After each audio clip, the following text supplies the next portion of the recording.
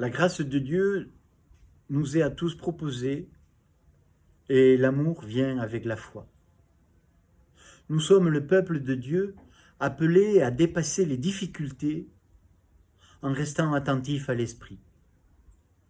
Oui, ce peuple est stimulé et invité au dépassement. Il est toujours en route. Il se pose parfois la question du sens de la vie. Mais il entend Jésus dire « Je suis le chemin, la vérité et la vie ».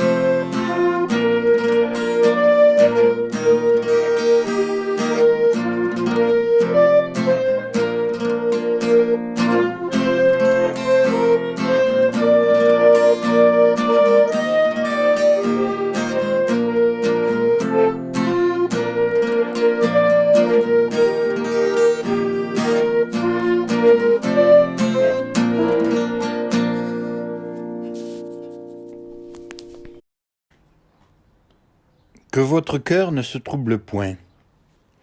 Croyez en Dieu et croyez en moi. Il y a plusieurs demeures dans la maison de mon Père. Si cela n'était pas, je vous l'aurais dit. Je vais vous préparer une place. Et lorsque je m'en serai allé et que je vous aurai préparé une place, je reviendrai et je vous prendrai avec moi, afin que là où je suis, vous y soyez aussi. Vous savez où je vais, et vous en savez le chemin.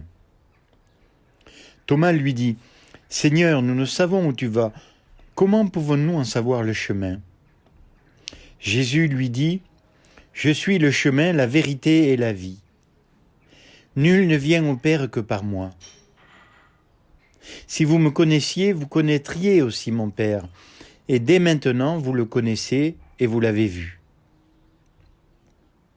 Philippe lui dit, « Seigneur, montre-nous le Père, et cela nous suffit. » Jésus lui dit, « Il y a si longtemps que je suis avec vous et que tu ne m'as pas connu, Philippe ? Celui qui m'a vu a vu le Père. Comment dis-tu, montre-nous le Père ? Ne crois-tu pas que je suis dans le Père et que le Père est en moi ? Les paroles que je vous dis, je ne les dis pas de moi-même. Et le Père qui demeure en moi, c'est lui qui fait les œuvres. Croyez-moi, je suis dans le Père et le Père est en moi. Croyez du moins à cause de ses œuvres. En vérité, je vous le dis, celui qui croit en moi fera aussi les œuvres que je fais, et il en fera de plus grandes, parce que je m'en vais au Père. Chers frères et sœurs en Christ, nous venons d'entendre un passage magnifique de l'évangile de Jean où la magie du Verbe nous séduit. Nous pourrions alors nous laisser aspirer pour nous blottir au cœur même de Dieu. Mais Thomas, avec son bon sens habituel, nous interrompt et nous demande de parler un langage plus accessible. Car ce passage est effectivement inaccessible tant il nous invite à décoder un jargon spirituel. Thomas, dans son rôle de naïf, nous ramenant à la réalité, pose ici les vraies questions, telle sa remarque à Jésus. Nous ne savons même pas où tu vas. Thomas a du mal à comprendre pourquoi faire de Jésus le compagnon de vie, cela nous fait passer ipso facto de ce monde-ci à la réalité céleste du monde de Dieu. Il n'a pas tort de nous rappeler l'importance de notre réalité terrestre. Comme chacun de nous, il est suffisamment attaché à la réalité matérielle pour savoir que si on se laisse aspirer par le spirituel, sans avoir réglé et abordé son vécu quotidien, alors non seulement il n'est guère possible de trouver le chemin, mais de plus, on passe forcément à côté de la vérité et donc, tout simplement, à côté de la vie. Voilà pourquoi, commentant ce passage de l'évangile de Jean, saint Augustin a ajouté « Lève-toi, paresseux, le chemin est venu lui-même jusqu'à toi et il t'a réveillé de ton sommeil, toi qui dormais. » Effectivement, nous dormons. Mais il est difficile qu'il en soit autrement. En ces temps où chacun a sa petite idée sur Dieu, sur les problèmes du monde, sur tout ce qui se passe, il n'est pas facile d'annoncer à notre monde que Jésus est le chemin, la vérité et la vie qui mènent au Père. Et pour cause, cela ne résonne pas. Cela ne résonne plus du tout à nos contemporains. Mais à écouter la demande de Philippe, il semble que cela ne résonnait pas plus hier, il y a 2000 ans. Aujourd'hui comme hier, nous trouvons invraisemblable la parole même de Jésus lorsqu'il déclare « Moi je suis le chemin, la vérité et la vie. Personne ne va vers le Père sans passer par moi. » Et alors, nous restons sans réponse face à cette annonce. Qu'est-ce que le chemin en effet? Chacun de nous cherche le sens de toute chose. Qu'est-ce que la vérité? Chacun de nous voudrait bien savoir où est la lumière. Et qu'est-ce que la vie? Chacun de nous aimerait en connaître et en expliquer l'origine, la nature et le but. C'est pourtant ce que Jésus, là, aujourd'hui, nous révèle. Et pour ce faire, il se définit tout d'abord comme un chemin. Nous savons tous ce qu'est un chemin. C'est d'abord une réalité très concrète qui a été tracée par d'autres avant nous. Fondée sur le passé, le chemin sert au présent. Et il reste tout orienté vers l'avenir. Le chemin va vers l'avant. Il attire, il nous conduit, et même nous protège en nous évitant les fausses pistes, les travers et les impasses. Ainsi, lorsque Jésus nous dit qu'il est le chemin, cela signifie d'abord que lui-même est cette réalité très concrète qui existe réellement au milieu de notre paysage humain. C'est lui le chemin. Mais en même temps, il nous parle bien évidemment du chemin de notre vie. Notre vie est un long chemin qui se perd dans un futur et que l'on ignore. Jésus se pose là comme celui qui va être et qui va agir à côté de nous, comme celui qui justement éclaire ce chemin.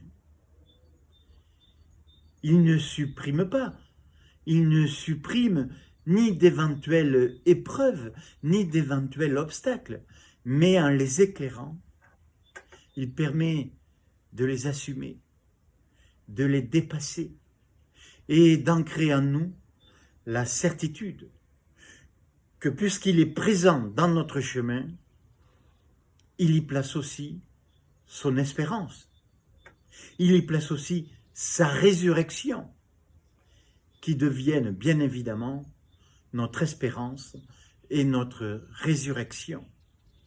Et que cette espérance et cette résurrection sont telles qui illuminent le terme même de notre chemin. Pour autant, le chemin n'est pas tracé d'avance. Si c'était le cas, ce serait une atteinte à notre liberté, et donc à la liberté en général. C'est en marchant qu'on découvre le chemin. Ce sont les mots fameux du poète Antonio Machado. Toi qui marches, il n'y a pas de chemin. Le chemin se fait en marchant. Il y a dans ces quelques mots tout le labeur d'espérance. Nous ne savons pas où nous allons, mais nous sommes en route. Chacun avec son pas, chacun avec son histoire, chacun avec ses doutes et avec ses questions. Et c'est bien comme ainsi. Car si nous avions la certitude d'être sur le bon chemin et la prétention d'en connaître le tracé d'avance, nous nous enfermerions alors dans nos certitudes, nous nous entêterions dans nos vérités toutes faites, et alors nous refuserions la liberté. Les chemins qui sont écrits d'avance deviennent vite des prisons, parce qu'ils ne sont plus que des slogans, ils ne sont plus que des fanatismes, des systèmes, des idéologies et des doctrines.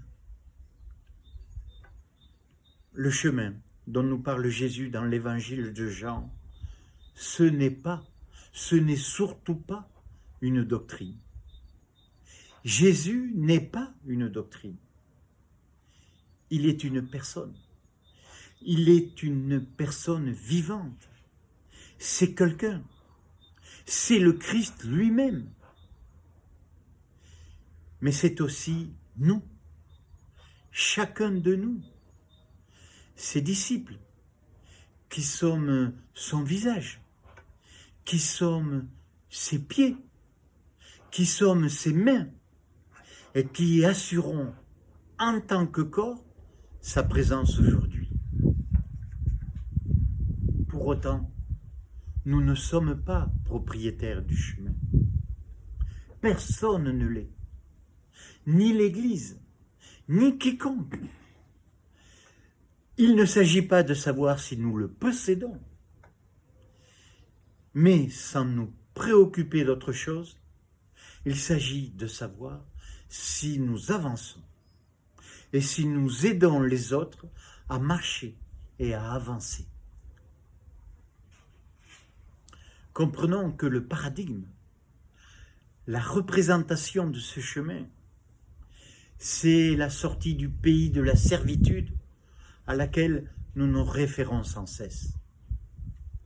Souviens-toi du jour où tu as quitté l'Égypte tous les jours de ta vie. Souvenons-nous aussi que le mot Égypte en hébreu veut dire étroit.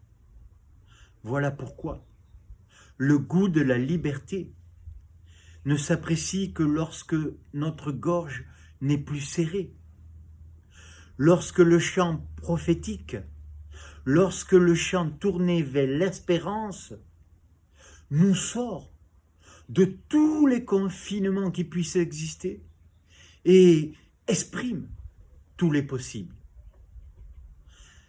La liberté est la fenêtre ouverte vers l'extérieur qui accueille l'autre, l'autre étranger, l'autre avec qui nous allons être en relation.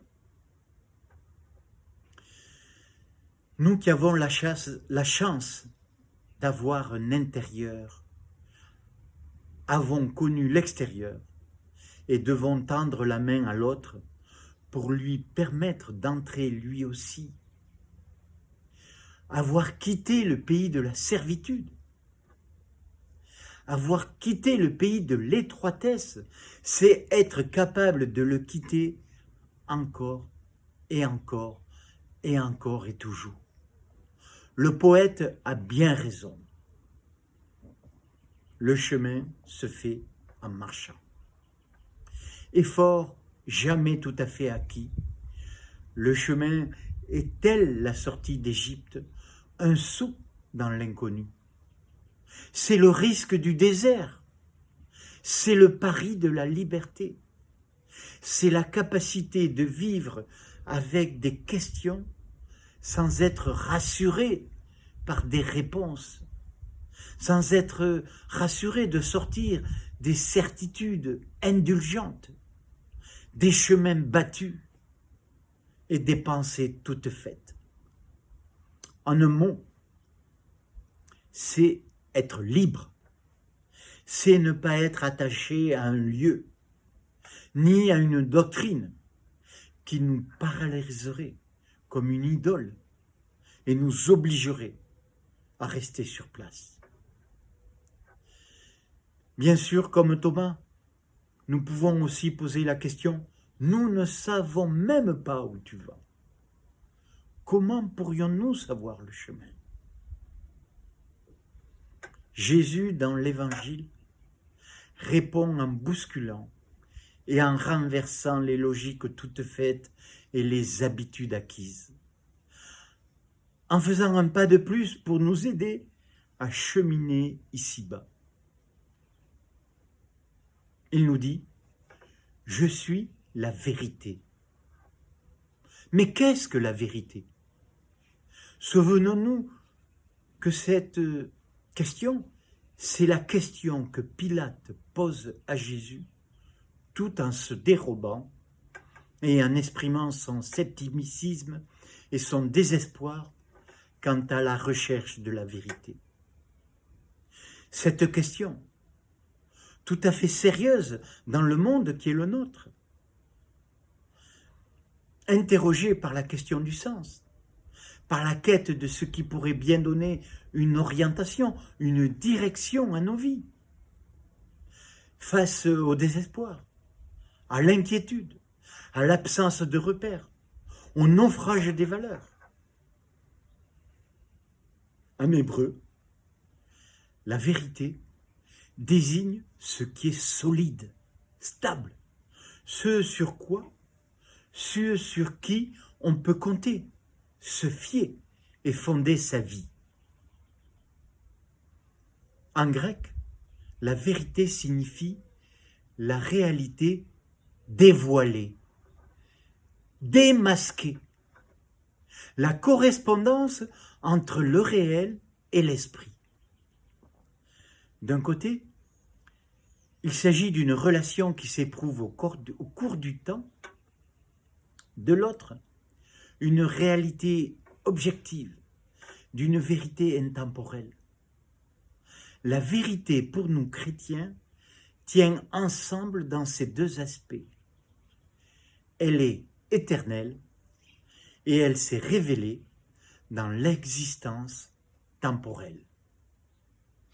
La vérité, c'est quand Jésus, le Christ, Dieu se rend présent, et il se rend agissant pour l'homme, c'est-à-dire pour chacun de nous.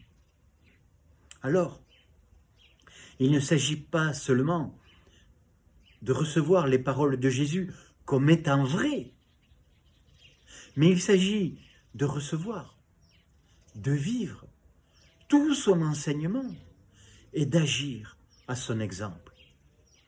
Autrement dit, il nous faut recevoir la vérité qu'est le Christ, ce vivant, avec qui nous dialoguons à chaque instant. Et il nous faut vivre de cette réalité.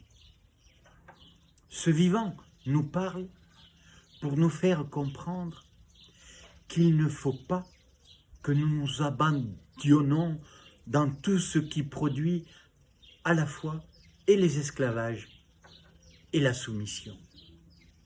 Il ne faut pas que nous nous abandonnions au déterminisme, au fatalisme, aux nécessités qui se transforment progressivement et toujours en destin.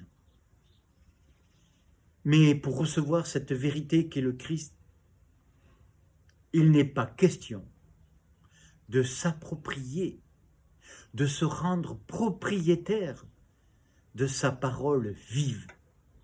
Ce serait la faire devenir littéralement inexistence.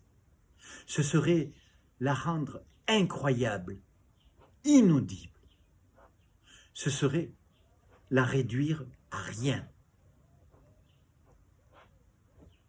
Et cela produit, comme c'est le cas dans notre monde, dans notre temps, le malentendu. Le malentendu de croire qu'elle est dépassée, qu'elle est finie, et même qu'elle est périmée.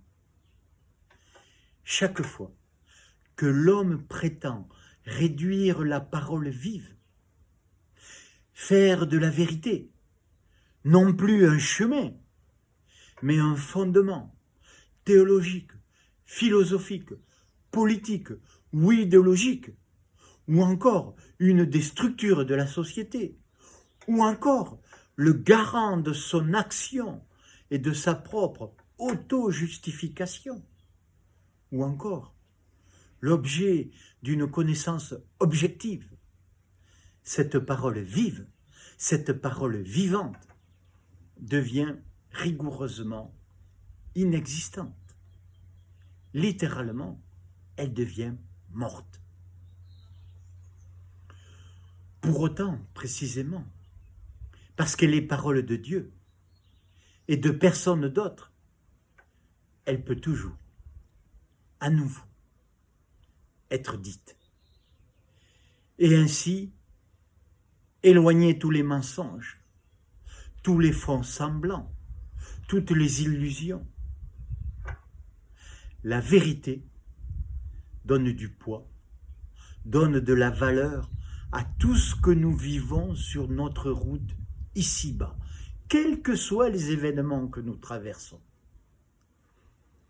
Voilà pourquoi la vérité sur notre vie consiste à faire ce travail sur nous-mêmes pour que cette partie invisible, cette partie habitée par Jésus, irradie la partie visible et donne ainsi du sens à ce que nous vivons.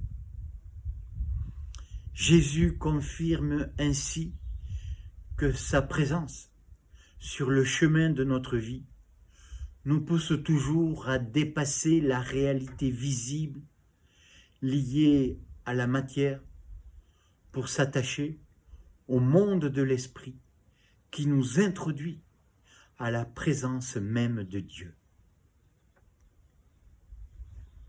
Nous devons nous engager sur ce chemin, quelle que soit l'époque de notre vie, quel que soit ce que nous vivons, quelles que soient les épreuves que nous traversons, et quel que soit l'âge que nous ayons.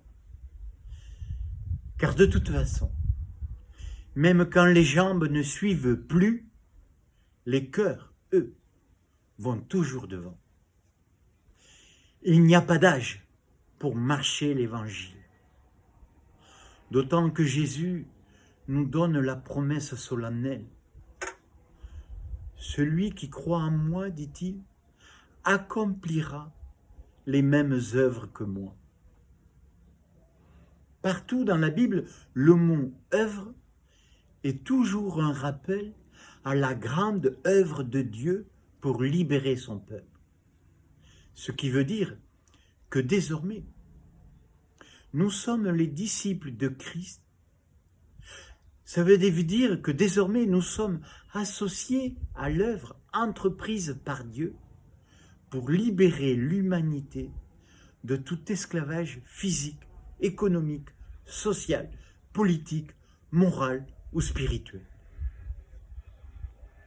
N'ayons pas peur d'être témoins de l'Évangile dans notre monde, en prenant pour nous les mots de saint Augustin.